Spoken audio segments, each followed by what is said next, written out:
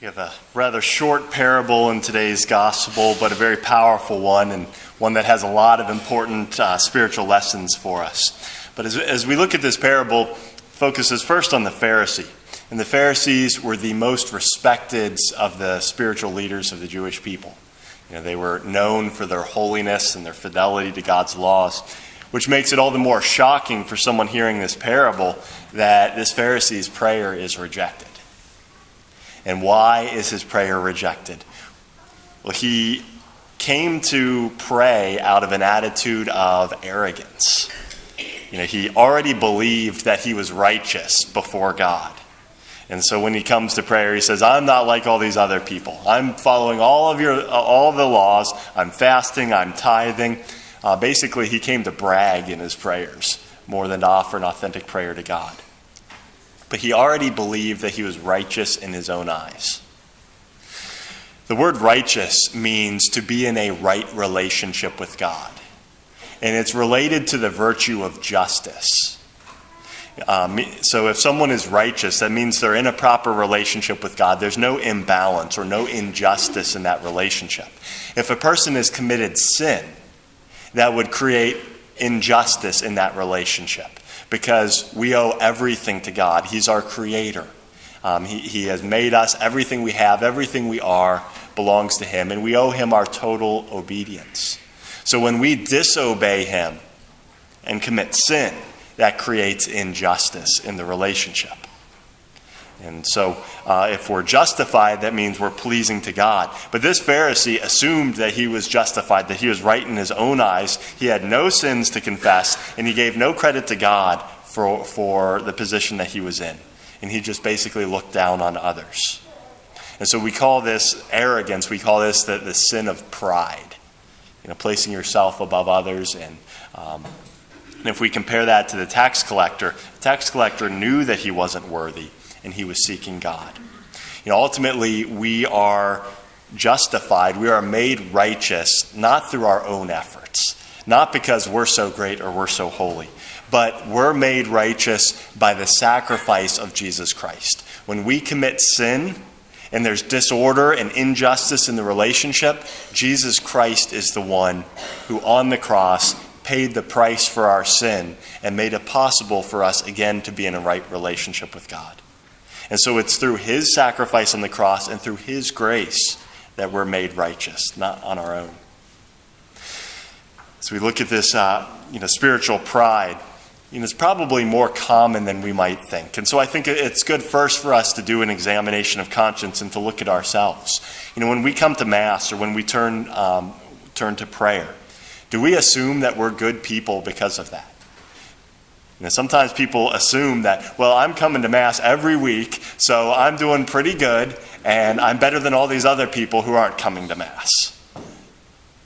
But that's the same attitude that the Pharisee had when he came to pray.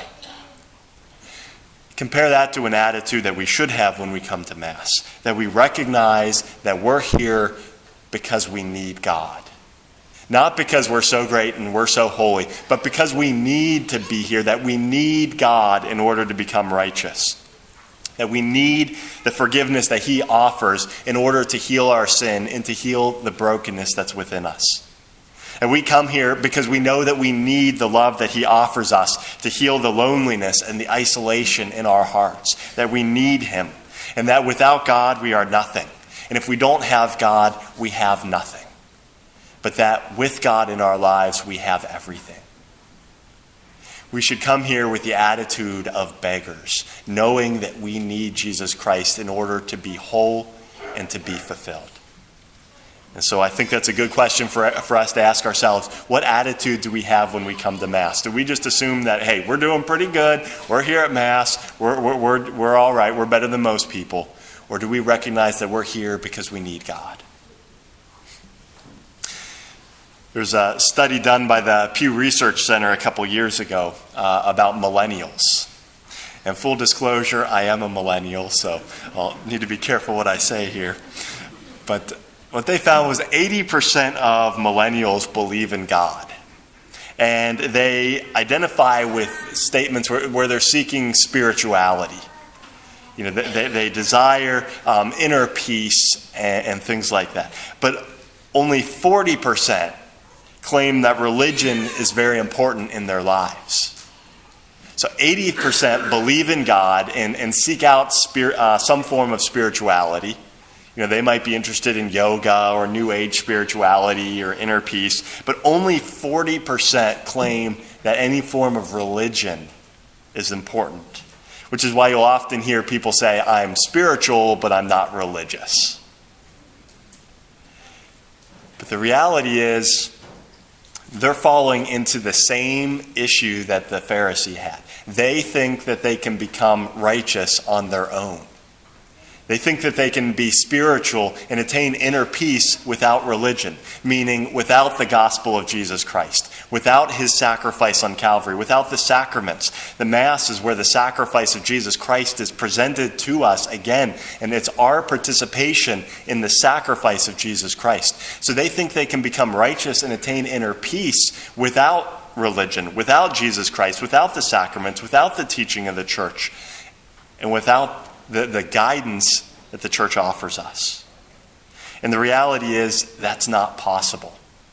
We can't become righteous on our own. And so when people seek to be spiritual without religion, they're setting themselves up for failure, because they're never going to find true peace, and they're never going to be made righteous before God on their own. We can't do that on our own power. We need Jesus Christ. And that's why we need organized religion. In particular, we need the church that Jesus Christ established. If we could be righteous on our own, we would not have needed Jesus Christ. We would not have needed him to be born in Bethlehem. We would have not needed the sacrifice on Calvary. But the reality is, God did become man. He entered into human history. He offered his life on Calvary, and he established a church upon Peter. And he did all of these things because we need those things in order to become righteous. We need them for our salvation.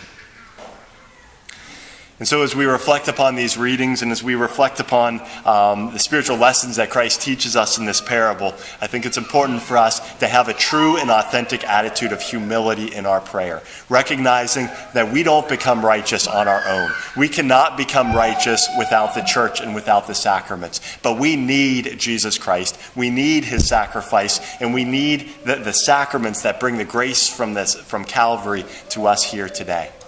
And so we come here not because we're righteous and because we're perfect people, but because we need the grace of the sacraments and we need the power of Jesus Christ. And with that, we will become righteous through the power of God, not through our own power.